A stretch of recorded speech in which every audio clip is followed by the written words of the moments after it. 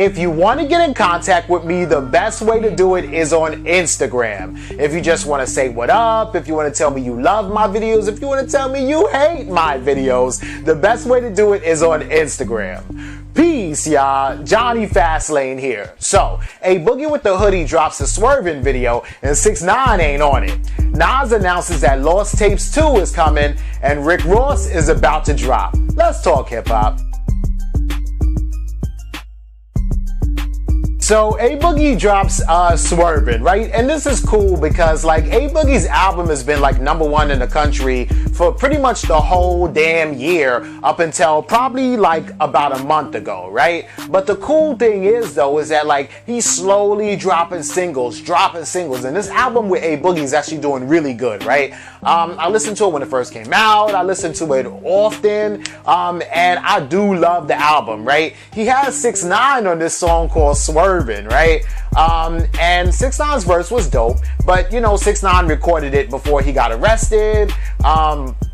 And then even after 6ix9ine got arrested and was locked up in jail, A Boogie was like on Instagram and on Twitter, but this was like after maybe like a week or two of 6ix9ine getting locked up. A Boogie was riding for 6ix9ine. Like people was like, yo, 6ix9ine is in jail forever, blah, blah, blah. And this was before all the snitching stuff even came out. And A Boogie was like, nah, hell nah, that's my nigga. He coming out, blah, blah, blah, right? Whatever, right? So A Boogie is one of those people that really was riding for 6ix9ine ever since like 6ix9ine first came out. And that's because 6ix9ine and A Boogie had worked with each other like early on, and both of them showed mad love to each other. They both came out around the same time. They both are roughly the same age. They both from New York.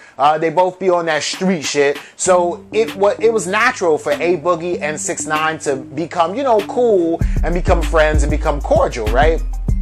But, you know, as time passes, 6ix9ine starts telling on everybody, you know, and it just looks bad, right? So even though 6ix9ine never said anything bad about A Boogie, never told on A Boogie for nothing, never said, fuck you, A Boogie, nothing, right? But the thing is that if A Boogie aligns himself with a guy who's known as a snitch in the hood, then it looks bad for A Boogie and his career. And plus, it's almost like 6ix9ine is kind of finished, right? And I don't really want to say that, but it kind of looks like 6ix9ine might be done, right? As far as like being a rapper, right? He'll come out. He'll probably be able to go into witness protection. He might get the tattoos removed. He might be able to do music from like in his home studio, but he's never going to be able to perform. He's never going to be able to go on tour. He's never going to really be able to step out into the public eye. And so why would A Boogie put him in the video, or put his verse in the video at least? Because we know that, you know, 6ix9ine can't physically be in the video, but you could do like something where you put his verse in the video and then flash a bunch of 6ix9ine pictures in the camera or whatever like that. But I think that even 6ix9ine's record label has turned their back on him. Like, we're not putting no more money into this dude. We're not promoting this dude no more.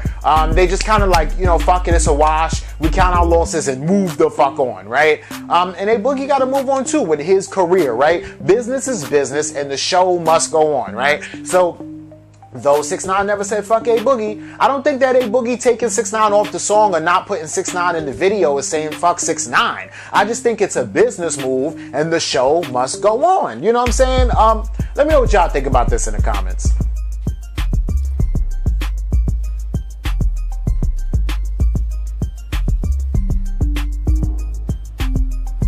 Alright, yo, so Nas is dropping Lost Tapes 2, right? And niggas been looking for this shit forever, right? So the first Lost Tapes came out like in 2002, right? And it's 2019 now, so 17 years later. Like, niggas could have had a baby between then and now, and that baby would be able to join the military by now. But anyway, Lost Tapes 2 is out, right? Well, not out, but it's coming out on July 19th, right? Finally, so in probably like 2 more weeks from now, right? Or 2.5 weeks, right?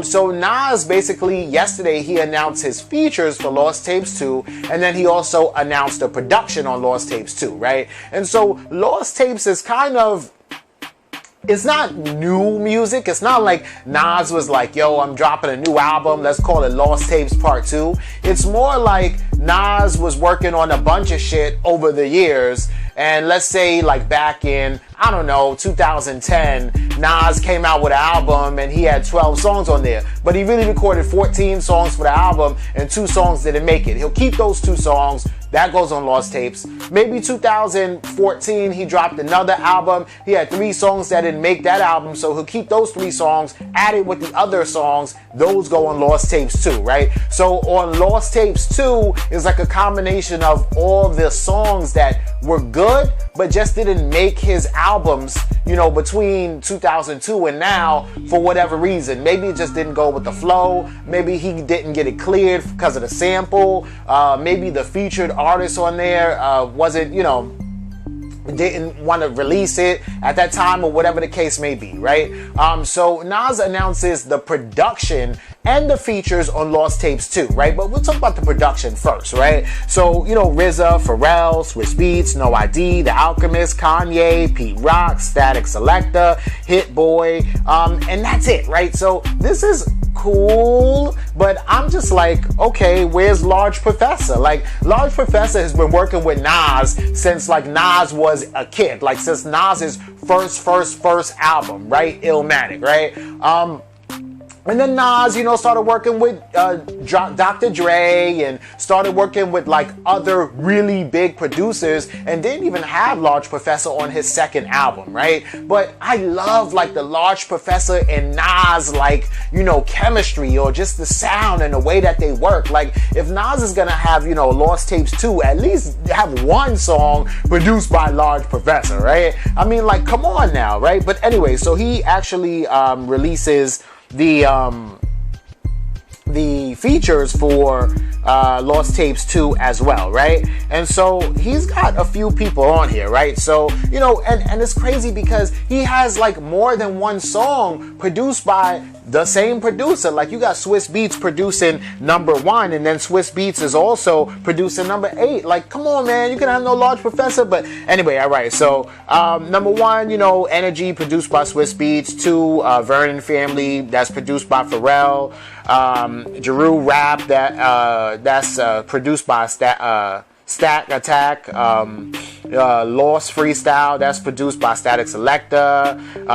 Tanzania, that's produced by RZA. Royalty is produced by Hit Boy.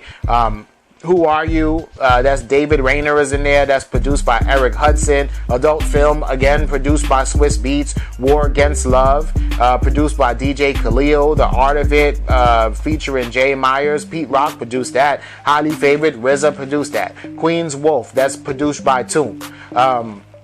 It Never Ends, produced by The Alchemist. You Mean the World to Me, that's produced by Kanye. Queensbridge Politics, produced by Pete Rock. And then Beautiful Life, that's produced by No ID, right? Seriously, look, man, the track list sounds cool, right? And the production sounds cool, right? And even the features sound cool. And I'm looking forward to hearing this. And I think this is going to be better than that Nasir album. Like, Nas is dropping mad music. Nas just dropped the album last year with Kanye West. That whole 777 shit where every week Kanye West was dropping a 7-song album. Nas had Nasir last year. And that shit was good. Cop Shot the Kid with Slick Rick. That shit was good. But I'm looking forward to hearing this, and we'll see. But it just bugs me out. Like, it's seriously like no Large Professor anywhere on this shit, right? But let me know what y'all think about this in the comments down below. Alright, yo, that boy Rick Ross is coming, right? Yo, I love like when Rick Ross is like in album mode, right? And for me, like, Rick Ross's music just sounds so like it's a whole vibe. Like, you just gotta be in the mood. Like, when you listen to Rick Ross, doesn't it feel like you just need a cigar and you need to like sit in the back of a Maybach and just like listen to some like classic music and put on a suit and also a cape? For some reason, I feel like you gotta put on a cape and some sunglasses, and you gotta look like Dracula, right? And you just gotta fucking chill and be like, whoa. Like, I'm listening to Rick Ross right now, you know what I'm saying? Don't you feel like a boss when you listen to like, even if you are the employee of the month, don't you feel like the motherfucking boss when you listen to Rick Ross? Like, yo, this shit is dope, right? So, Rick Ross got a new song called Big Time with Swizz Beatz, and it's dope because he spelled time T-Y-M-E, like how Birdman and the other nigga be Manny Fresh be spelling big time, right? Big timers, right? So even though Swizz Beatz is on the song, he didn't produce the song. The song was produced by Just Blaze, right? And one thing about Rick Ross is that he's a dope ass beat picker, right? And Rick Ross's beats, they sound so cinematic. It's like you're in the beginning of a movie when you listen to like a Rick Ross song, right? And the same goes for Big Time, right? Him and Swizz Beatz. Swizz Beatz is in the beginning, talk about Rick Ross. He's like, this is Swizz Beatz talking on the Just Blaze track. And then Just Blaze? And then like this shit is just like so cinematic, and Rick Ross is spitting and he's getting at him. And I'm just like, damn, yo, I can't wait for the album to come out. The song is fire, the beat is fire, Swizz Beatz is fire on that shit. Rick Ross is spitting hard on that shit. He's talking about his big boss, you know, Maybach music type shit. Like, it is dope, like from beginning to end, right? And the song is kind of long too. Like nowadays niggas will come out with a song no longer than 3 minutes, but this song is like 4 minutes plus, right? Rick Ross is really on his big boss shit. He's sticking to the Rick Ross formula, right? And this is what I like. He's not trying to like mold his music to sound like the way the music sounds now. He ain't got no auto-tune.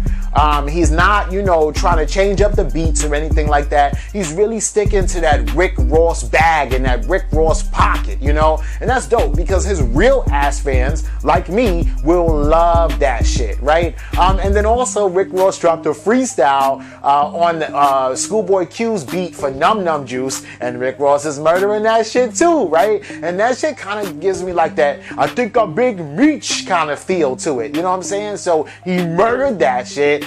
He murdered Big Time, and Rick Ross is coming like pretty soon. Like, he hasn't dropped the album date yet, but that nigga is coming probably sometime this month, like late July. Might even be on the same day that Lost Tapes 2 comes out. So let me know if y'all looking forward to that. I definitely am. Let me know what y'all think about everything in the comments down below. Don't forget to like, comment, share, subscribe. Make sure you hit that notification bell and follow me at Jonny Fastlane. That's Jonny Fastlane on Instagram. And y'all already know what to do. Peace.